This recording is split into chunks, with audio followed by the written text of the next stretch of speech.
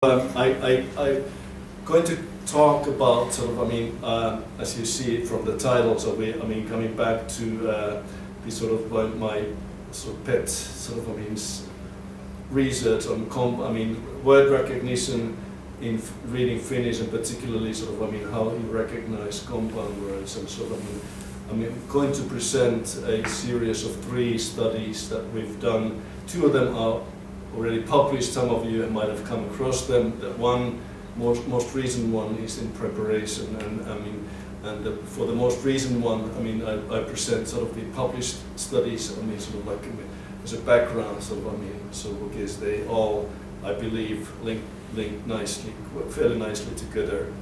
But before I start out, as you will see from the citation, so really this work that I'm presenting is collaborative effort with Raymond Bertram. He's from my university, and Sandy Polacek from UMass. So I have had a long-standing collaborative relation with these guys, and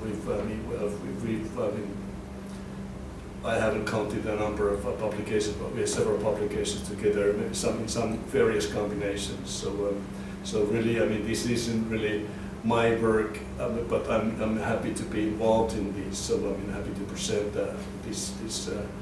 this work to you. So also, happy to, if you, whenever you like to challenge me or ask a question, or sort of, you don't understand what I'm saying, so you can interrupt me. I'd rather, do the discussion on the fly rather than you don't have to wait until the very end. So we can of course do that too. But it's up, so I'm happy to take questions and comments on the way.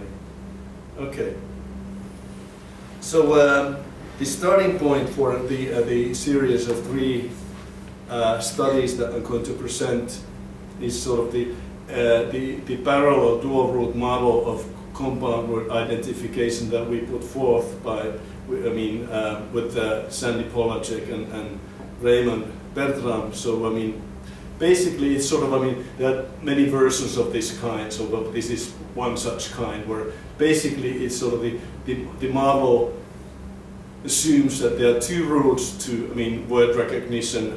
When you're recognizing, trying to identify compound words that consist of at least 2 components. Dennis was already mentioning that in Finnish, as in German, as in Swedish, word compounding is very productive. You can actually put not more than just 2 components together to make up words. But we've done a little bit of studies with 3 constituent compounds, but I'm not going to talk about that. So everything that I'm talking about is sort of, has to do with 2 constituent compounds, so typically 2 nouns put together to make a word. Okay, so the model that we put forth is a very simple thing. So that the idea is that there are 2 routes into to lexical access, that you can use 2 routes to lexical access. One is sort of the whole word route, or the holistic route. So basically, you try to sort of access,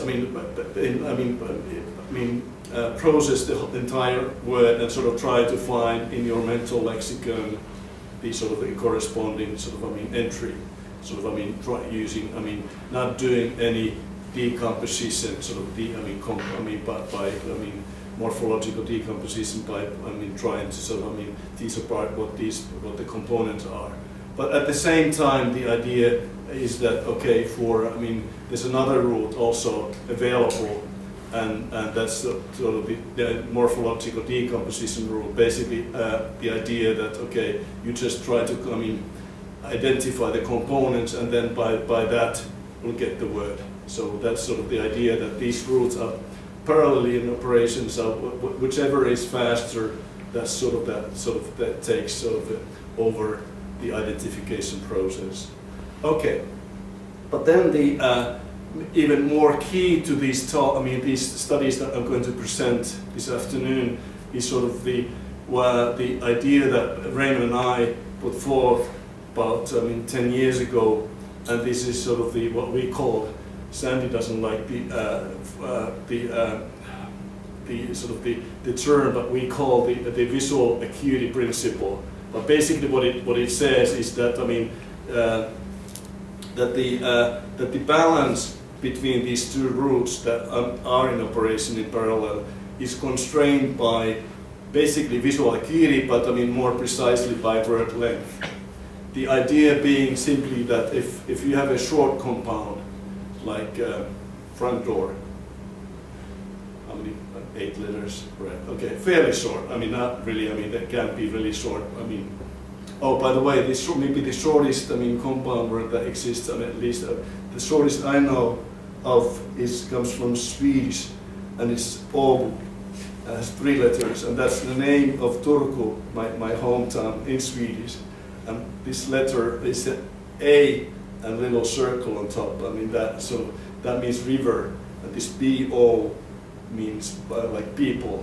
So it's a river people. So 3 letters, but basically a compound word, even though you don't really see that as a compound word. Okay. Anyhow, so sorry, distracted. But anyhow, so what I was trying to say that okay, so if you have a relatively short compound word, short enough that it's once you fixate in the center of that, so most, if not all, the letters fall in within the fovea.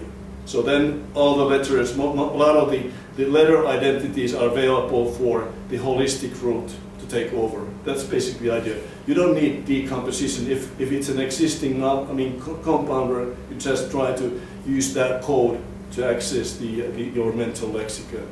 But if the word compound word is long enough so that not all the letters can be accessed and identified within a single fixation, that means that okay, then the decomposition route is likely to become an active player in the process. So that's basically the idea.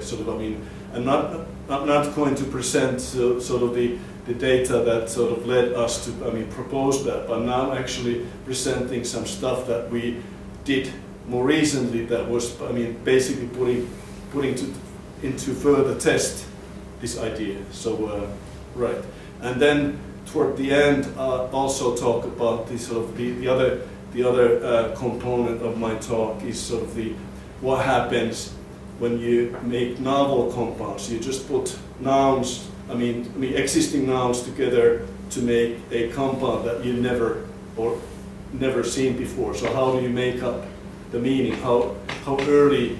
How does the novelty kicks in, and how early it kicks in during the identification process? Okay. So a couple of years ago, we published a paper with Raymond. This was in experimental psychology. So that was meant to test directly this account that I just presented, and we had a set of long compound words, like about 12 letters, the average, and then a set of short compounds, average of 7 letters. But what we did was, we made use of a special feature in Finnish, where in Finnish basically, and in German and Swedish the same thing. So when you make a compound word, you just put everything together. But there's some special cases where you put a hyphen in the constituent, the morpheme boundary. And that is, you have to have a hyphen when the last letter is a vowel, which plus it's the same vowel that the second component starts with. So otherwise it'll span the it makes it if you did not do that, so you would be misparsing. A lot of the times that's helpful for the reader to parse the sentence. Otherwise, the syllable boundary would span across the morpheme boundary, and that might and that's why we have to, everybody, I mean, when you write Finnish, I mean, with these, so you have to use the hyphen in these kind of compounds. So this is, this one is, literal meaning is music evening, like musical evening. And here we have another one that's a short one. So peli ilo, that would mean literally like, what would that be? You don't have, this is, I mean, you don't have this compound word, but I mean, like gain pleasure, something like that.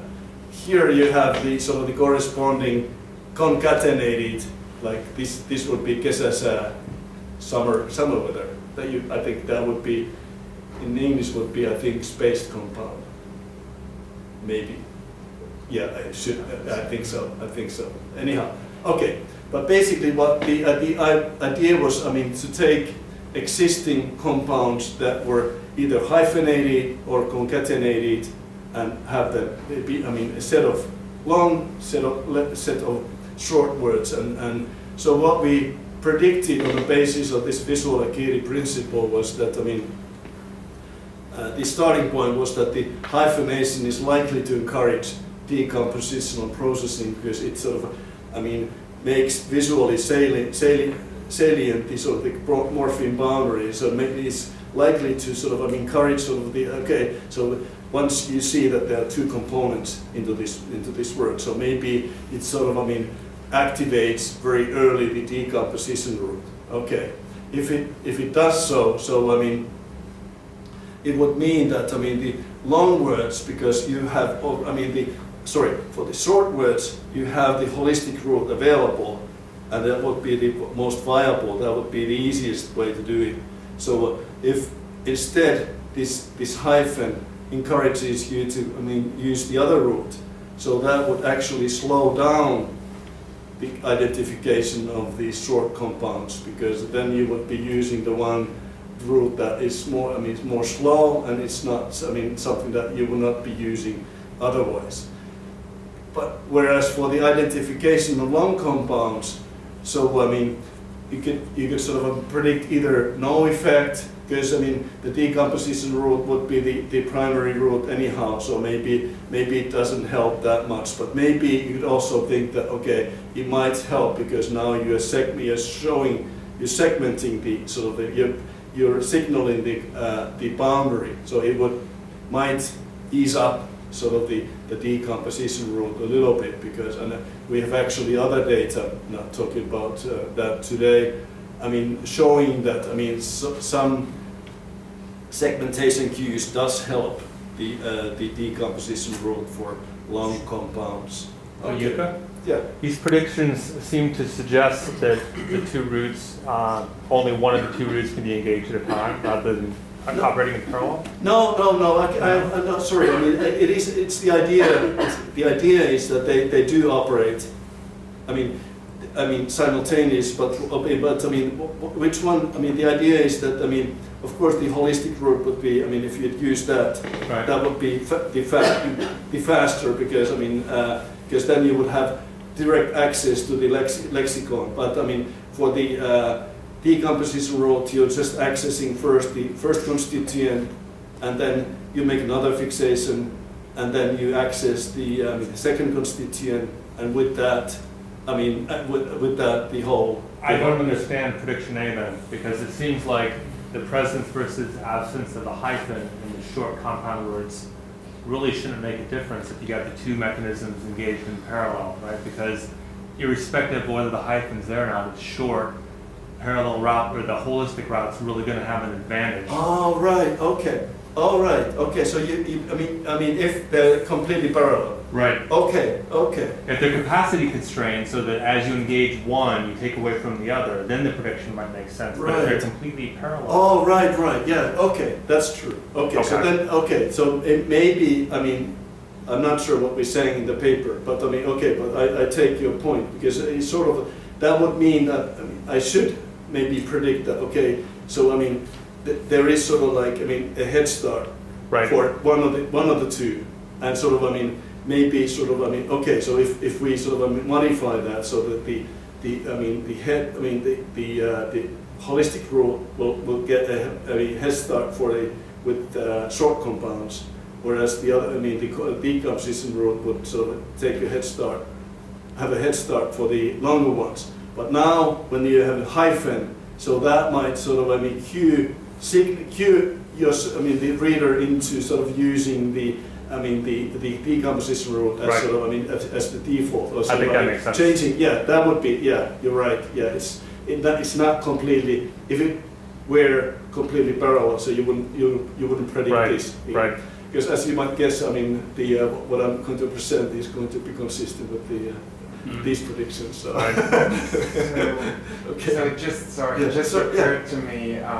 So you said in Finnish you have to write these hyphens for the. If the two vowels and this of the same kind. Yeah. So could it be, if people are used to seeing these words, that they could even process a word with a hyphen holistically if it's a very frequent word? Without the hyphen, you mean? Even with the hyphen, because they're just used to seeing it as a visual unit. Oh, right.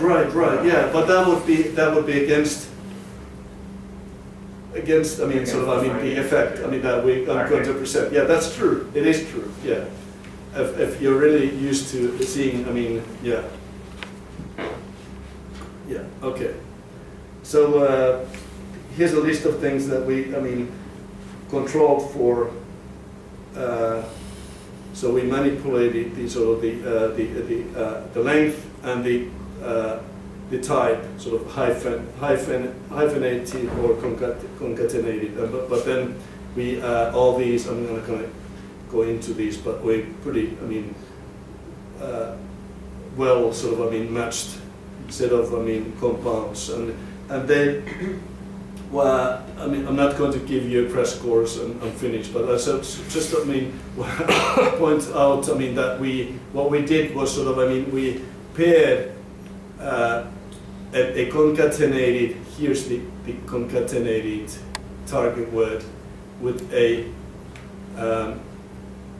hyphenated compound word separately for the long ones and the short ones. You can see here also sort of like the rough translation of these, but also another thing to note is that, okay, when for these pairs of sentences, so they were reading single sentences for comprehension silently.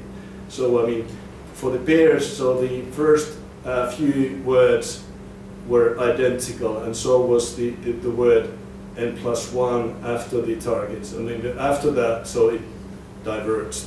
So that was sort of, I mean, and plus these the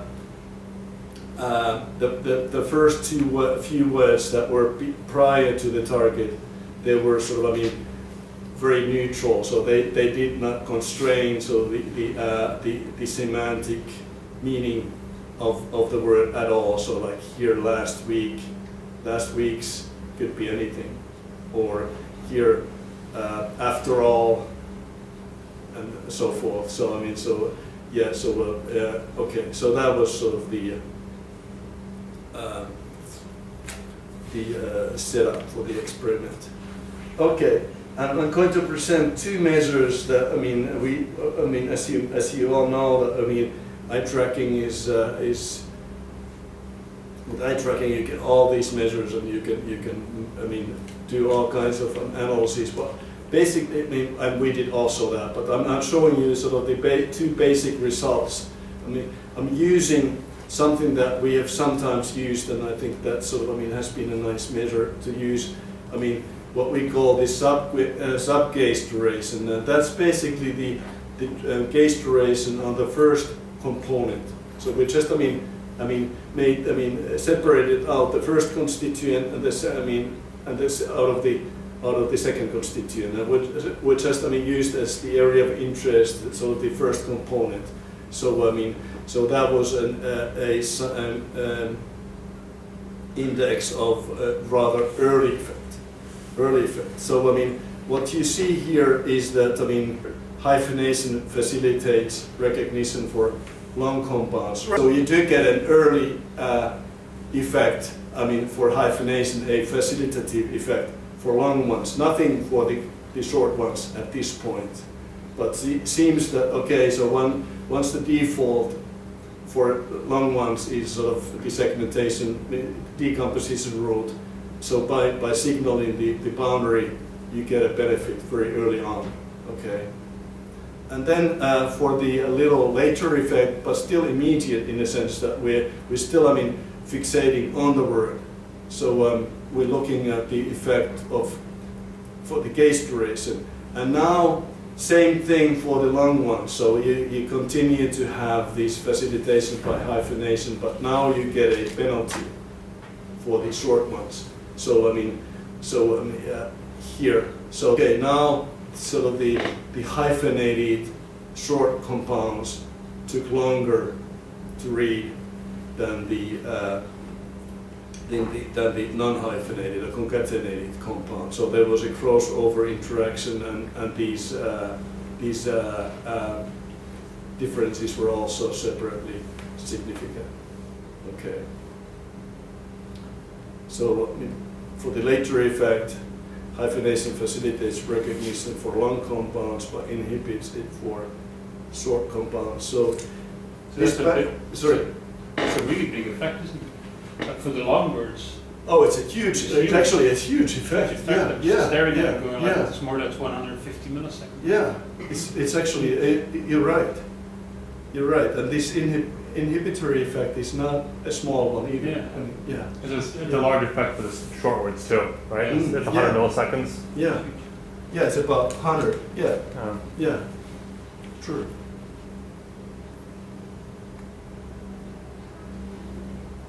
So we believe that this pattern of results is compatible with the visual acuity principle I just put forth.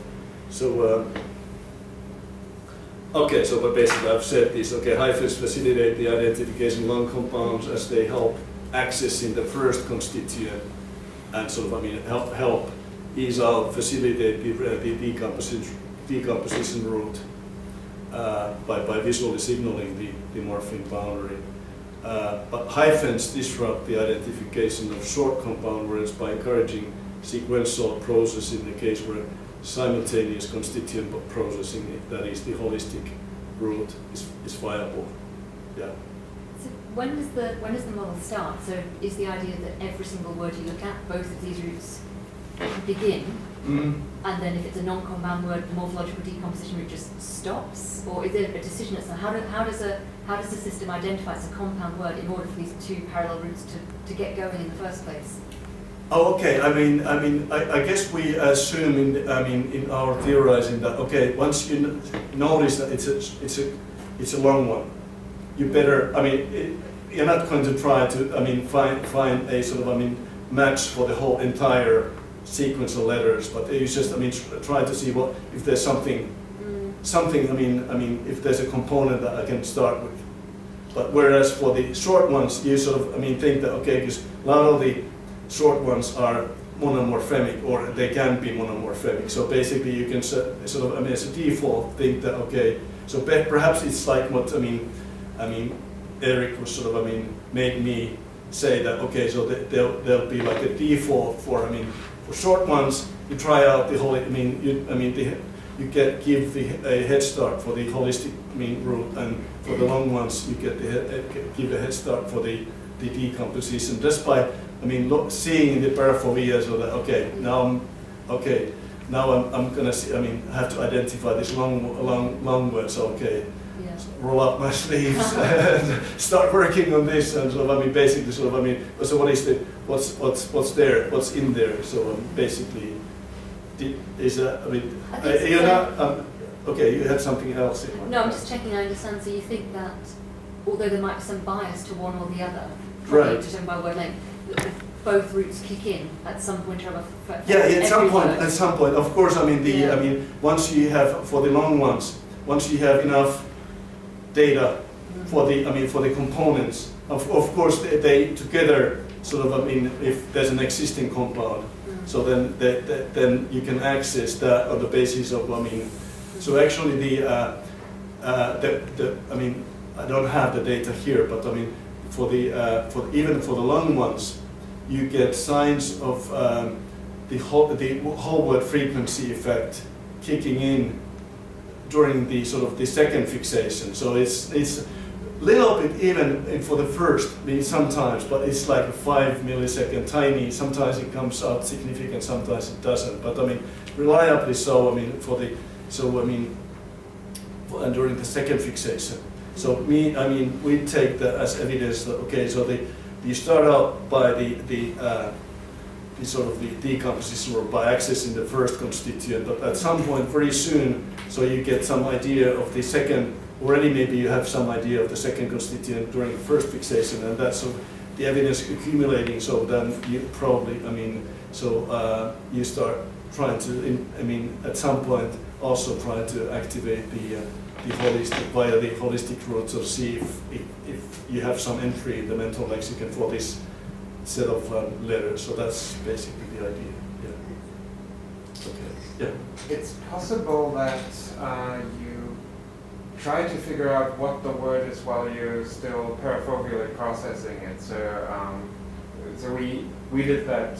You mean the sort of what type of word it is? If it's a compound word or not. Okay. Essentially, we had this this cowboy versus boy cow preview experiment. Oh, remember? Yes. Yeah. And so those were very short. So those Okay. were either 6-letter or 8-letter compound words. So words that are written together in English even. And with those we found that I believe it was the preview for the first constituent so availability of the preview for the first constituent had an effect even when it was shown in the second position in the Yeah, I remember that. in the preview. So it could be that, well, you're just trying to get whatever you can get from the entire word in the paraphobia as far as the word fits into the perceptual span. If it's a really long word, then just due to the limitations of the perceptual span, you're only going to process the first constituent. And then, based on what you've done in pre-processing, by the time you're actually fixating the word, you might actually have a good idea already if it's a compound word or not. We tried once with Raymond, not this kind of preview effects, but simply looking at the fixation location as a function of the length of the first constituent. We simply had like very short first constituents and long first constituents, with the idea that okay, if you do a parafobial morphological parse of the word, and secondly, if that affects your landing position, you should find a difference in landing positions, but we didn't find any. At least the landing position was not affected, but it's not sort of inconsistent what you said. But so that led me. I'm familiar with your study, but that was. Until so far, I've been sort of skeptical about sort of the how much of the morphological structure you can parse before. There's this Uyghur study that's sort of suggesting that that you can in fact sort of because they had these monomorphemic words and then three morpheme words, and then you get an effect in the landing position. We actually It's an extreme case there, right? Ihab finds it a little bit in Arabic as well. Oh, also okay. Yeah, we find that in Because Arabic. we're as well. trying. We're going to try out that in Finnish. That's actually I've got some money to do this. So yeah. So I'll be very curious to see it in Finnish, because say, for instance, in Arabic, it's the So you do find an effect in the landing position. Oh. yeah, but the prefix is visually quite salient, right? Yeah. Oh, it's a prefix. It's Yeah. a prefix. It's the same with the Uyghur studies. Okay, but Uyghur now I think there's a suffix. Yes, suffix, They had yeah, it, suffix, they had yeah, it- yeah, yeah. they had these suffixes to the end of the word. Yeah. Yeah, but yours was a prefix effect. But the thing with Uyghur, when I asked Kliegel also when he was here and he was presenting part of it, is that it's not an even comparison. So if you add a lot of suffixes to it, my strong impression from the materials he presented and from reading the paper was that the value diminishes of the amount of information contained by each suffix. Oh, I see. So you add almost Nothing. almost nothing to them, and people, you might pick up on that. Mm. Now, the one thing I'm always puzzled by was that not necessarily the parafoveal processing, but the foveal processing even. Mm. So once you're actually on the word, I remember the study we did in 2010 where we compared a monomorphemic word and a compound word. And one of the most difficult things to explain there was we had a very, very quick, effective compound structure, thus that we had more serial processing of constituents in a compound word, no parafoveal and foveal effect within the first compound, and within a morphemic word, people immediately noticed that there was a misspelling. Mm. But how do people pick up on a compound structure Mm. so quickly? They must do like incredibly quickly that it could be a little bit parafoveal, obviously, but incredibly quickly. And it's one of those things I think where the data precedes the theory almost, where we don't have the theory yet about how people do it, but the data shows that people can do it. And I find it still very difficult to. Finnish is an interesting one because, in my opinion, my guess would be that if a Finnish person is confronted with a 14-letter word, then the default would be a compound word. It would be rare. I mean, yeah, exactly. Yeah. That's why I mean, sort of presenting this idea that okay, so if you see a long word, I mean, should it's be, just just activate the decomposition rule again, and then try to find something meaningful around the fixation point. And okay. Okay. That was the first study. Then the second one, this is also published, I mean, a few years ago, and that has to do with reading long but novel compound words. And I'm presenting this as a sort of, because the follow-up to that, the most recent one sort of builds on this one. So, and there in the follow-up study we manipulated, the length also. So that here it was only done for the long compounds. So we basically were interested in seeing when this sort of this meaning construction begins. Where in the record you see, that there's something that when the sort of the process diverges between existing and novel compounds. So for the novel compound, so the construction of the meaning has to start out by this. So the only way you can understand these words is that you first identify the constituents and then try to combine them into something meaningful. That's the only way to do it. You're saying there's no holistic root for those words? Right, there's no holistic root. Yeah. It's purely, there's only the decomposition root. And then has to be some meaning computation also. Putting together sort of the combined meaning. So and we also manipulated so we had set of novel compounds, set of existing compounds, and then we manipulated the frequency of the first constituent separately for these. Sort of looking at sort of the, how strongly the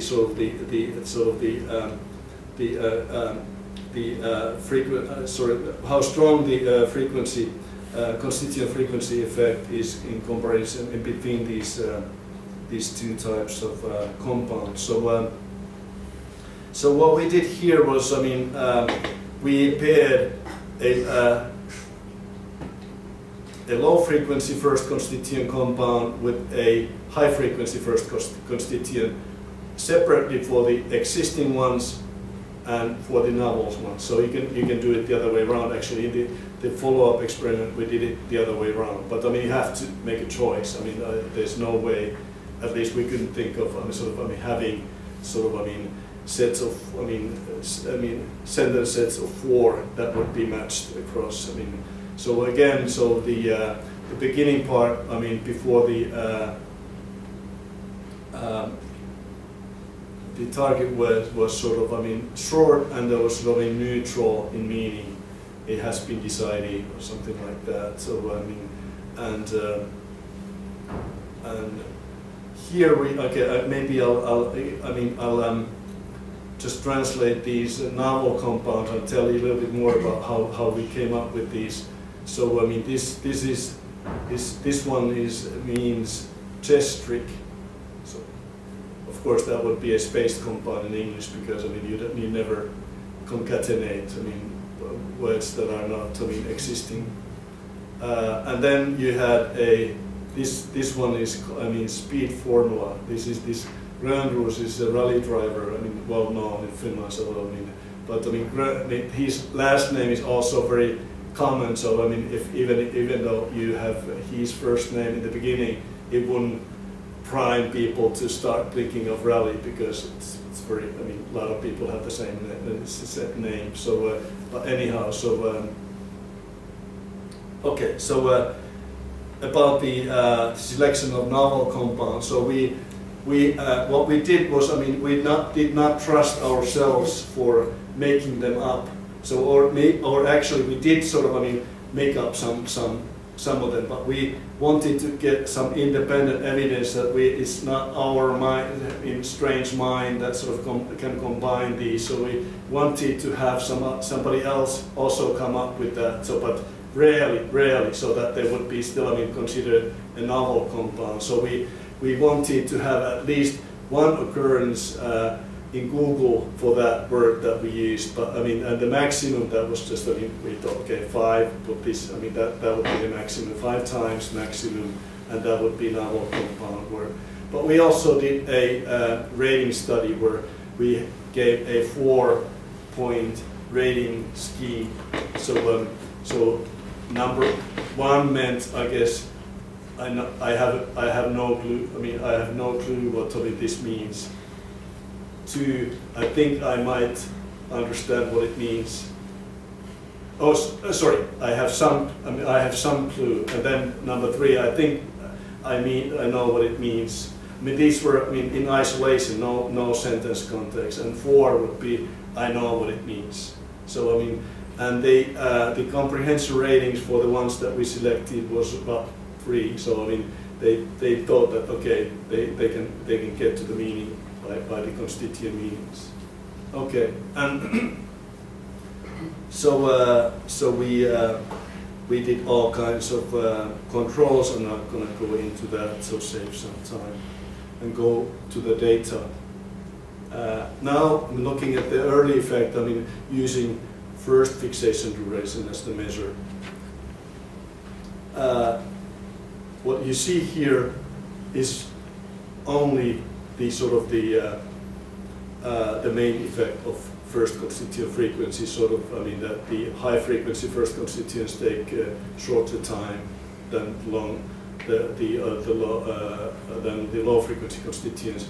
There seems to be a little bit of an interaction, but no, it's not significant. But when we look at the subgrades, now we're looking at the sort of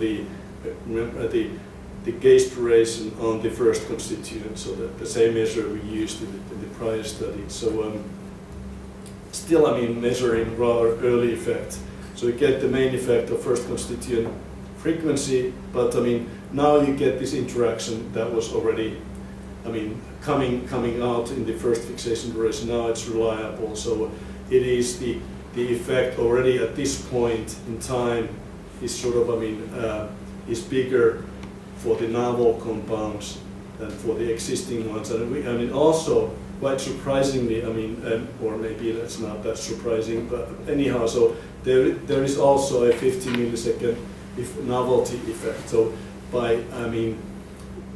which wasn't in the first fixation duration, but now this is, so it has to come from a pre-fixation round the. It can be pretty close to the morphine boundary, but still on the first constituent. So already during the second, as you like, the second fixation, they already realized that this is. Now, there's something that they have some idea that there's a novel compound, perhaps, that we need to be identified. And for the gauge duration, basically same effect, sort of the main effect of first constituent frequency, but also the interaction comes out significant, and now the novelty effect is larger than for the the subway, so it's almost like 200 milliseconds. But interesting, the next one is, I think I like this one. So what we did, we tried to look at within the first pass reading. So look at the later effect still within the first pass reading. So what we did was we subtracted from case duration the sub-case duration on the first constituent. So whatever comes after, so that there'll be fixation on the second constituent, but could be also rereading of the first. Anything after that. And that's what you see here is only pure novelty effect. Now that you get a main effect of novelty, strong effect. But now, and the constituent frequency effect is already gone. So later, it's already you are doing this, meaning computation now. So that's the gluing together. Gluing together, yeah, exactly.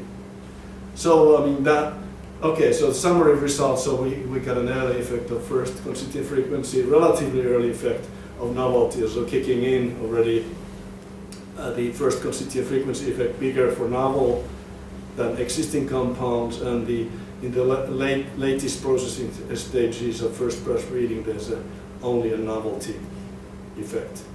So what we suggested in the paper is is two-stage process for identifying novel, not long novel compounds. So the first stage is just that you have to start out with the lexical access of the constituents, and stage two you just glue them together, so the meaning composition of the novel word from the meaning of the constituents, and that's you're still fixating on the word, but that will be toward the end, just prior to fixating away from that word. So we also reasoned that the stage two, this meaning computation, takes longer when the frequency of the first constituent is low, since low frequency constituents infrequently combine, they don't make compound words that often. So with other lexemes to form compound words. So that's why presumably the meaning computation takes a little bit longer. Okay. And this is the unpublished data that we just, we're still analyzing the data. We probably not have done the most sensitive analysis. We just done ANOVA so far.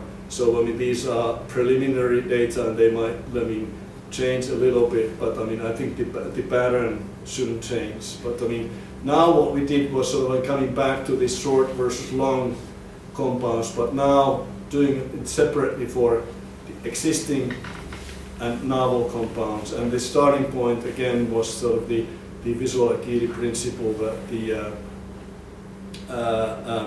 that there would be the head start for the holistic route for the short ones, whereas there would be head start for the compositional processing for long compounds. Okay, but what it means for identifying and getting into the meaning of novel compounds, be they short or long. So, because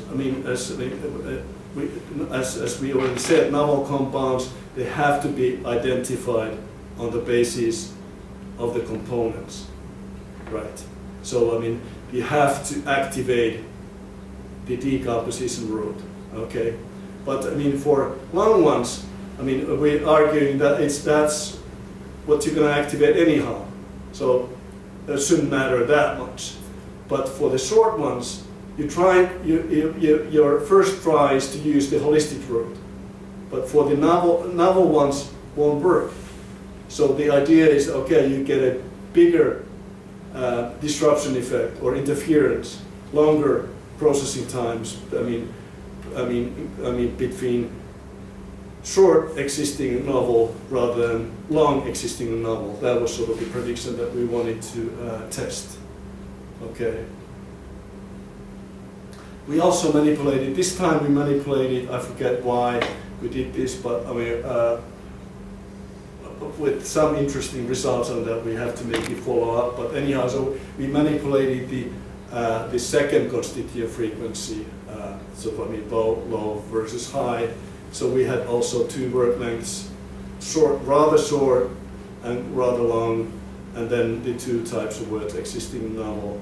And here again, things that the stimuli were matched. Okay. And now what we did was sort of the matching. We paired an existing compound with a novel compound. That's the other way around than what we did in the previous one. But that's, you can go either way. But we wanted to have the more sensitive manipulation or the matching within the between the two word types. So we had. So that's what we did. So these are just sort of the type, some of these sort of sentences that we used. Okay. Okay, and now we present some data for. There seems to be something going on for the first fixation duration. Maybe it's the scale that is. But anyhow, what the only significant effect what you get for the first fixation duration is sort of the main effect for word length. Overall, these short compounds are read with longer first fixations than long ones, and that's a typical finding. We find that all the time, but we found that, and I think other people find. Simply, I think it reflects the probability of making a refixation. So long ones, you almost always make a refixation. Once you make a refixation, the first one will be rather short, and for the short ones, it's more likely that you read it. With a single fixation, and that will be longer. So there's nothing deep about this. So this is sort of it's understandable, but nothing related to second constituent frequency, nothing related to the novelty. Okay. Now we're looking at the data for the gaze duration. Okay, and here we have the long ones. Here we have the short ones, and now, as you might, that's no surprise. The main effect of length, it simply takes longer to read. Longer words than short words, no surprise there. But then there's also main effect of second constituent frequency, no surprise that should be there, and also a main effect on novelty. So the novel compounds take overall longer than the existing ones, not a surprise. Okay, but the interactions, are more interesting. And what you find here is a two-way and a three-way interaction. But the two-way interaction between word type and second constituent frequency suggests that you get as with the previous study, that you get a bigger bigger constituent frequency effect for the novel ones than the existing ones. And the three-way interaction suggests that it's particularly the case for the short ones. Here you get, actually if you do this, separately for short and long, it's the interaction. So it's, this interaction is significant, right? Okay, so it is as we predicted that you get a bigger disruption for the short novel ones. Okay. When you look at the total fixation time, even still, further later, indexing a little bit, still later effects. So now we get, we have the main effects, but practically the word type by second constituent frequency interaction is just about significant. It'll be significant when we do, I believe, when we do the proper analyses. But what it means is that there's no longer the the three-way interaction. And also, if you look at these data, so you see that now also the long ones is showing, the long novel ones are showing the bigger effect. Here the effect is something like, I forget, between something like 50 milliseconds. Here, I mean, it's more than 100, so it basically doubles. So I mean, here I mean, for the short ones, it's even this. I mean, it's even bigger. But anyhow, so basically, what I'm trying to say is that okay. So also, I mean, it comes with a little delay for the long ones. I mean, so I mean, this bigger effect. So I mean, the constitutive frequency effect. Okay.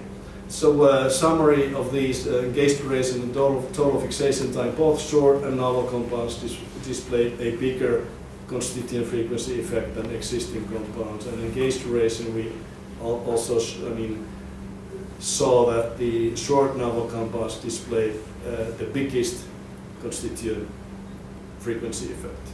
Okay. And what we conclude from these, I mean, is, I mean, that okay. Again, as we saw in the previous, I mean, study also, that the computation of the meaning of the novel words, it seems to be pretty immediate. It's sort of like, it starts out, I mean, quite early. And the signs, I mean, some signs of meaning composition based on constituent meanings appear earlier and are more robust for short novel compounds. And that's sort of presumably, and that was sort of the theorizing we had, because the holistic rule is a default for processing short compounds, and they have to switch, and they realize at some point, okay, it doesn't compute. I mean, I don't have any entry for this. Okay, let's start over, use the other route, so to speak. Okay. And for long novel compounds, the meaning composition takes place with some delay. When I mean. And that's sort of, I mean, this is suggested by the sort of the interaction really coming out, I mean, significant in the total fixation time. So here, I mean, plot, and this is the last piece of data that I'm showing you, just plotting the gauge duration only for the long ones.